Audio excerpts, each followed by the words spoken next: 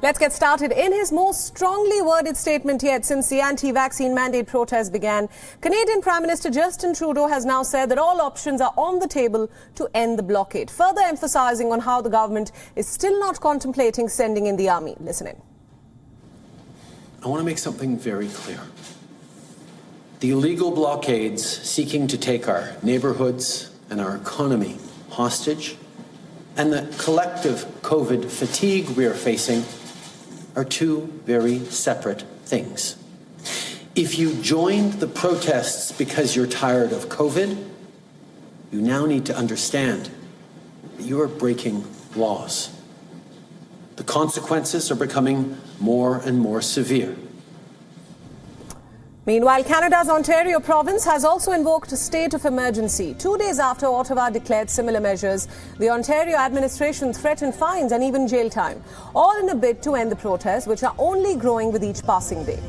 The Freedom of Convoy truckers who are protesting against COVID-19 mandates have caused major disruptions in multiple areas of the province in recent weeks and are responding now to the ongoing truckers' protests in Ontario. The Premier, Doug Ford, said that he supports the right of the people to protest, however adding that hindering the movement of goods is not acceptable.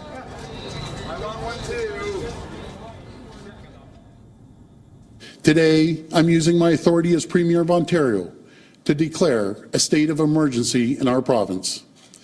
And I will convene Cabinet to use legal authorities to urgently enact orders that will make crystal clear it is illegal and punishable to block and impede the movement of goods, people, and services along critical infrastructure. This will include protecting international border crossings, 400 series highways, airports, ports, bridges, and railways. Meanwhile, in a bid to end the 5-day-old blockade at the Ambassador Bridge, a judge on Friday granted an injunction against Ambassador Bridge blockade, and this blockade has now disrupted the flow of goods between the United States and Canada and further forced the auto industry on both sides to roll back production. The injunction, however, did not stop the demonstrations, and they continue to flout crucial rules. More protesters joined in later to block the suspension bridge, while scores of others piled into the capital, Ottawa, where the demonstrations then turned festive. Meanwhile, US President Joe Biden has reiterated his concern to the Canadian Prime Minister Trudeau, asserting on how the blockade of the Ambassador Bridge is now having serious effects on US firms. Trudeau has promised Biden of quick action to end the crisis.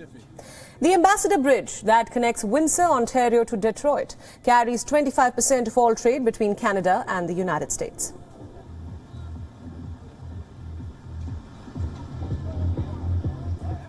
WION World is now available in your country. Download the app now and get all the news updates on the move.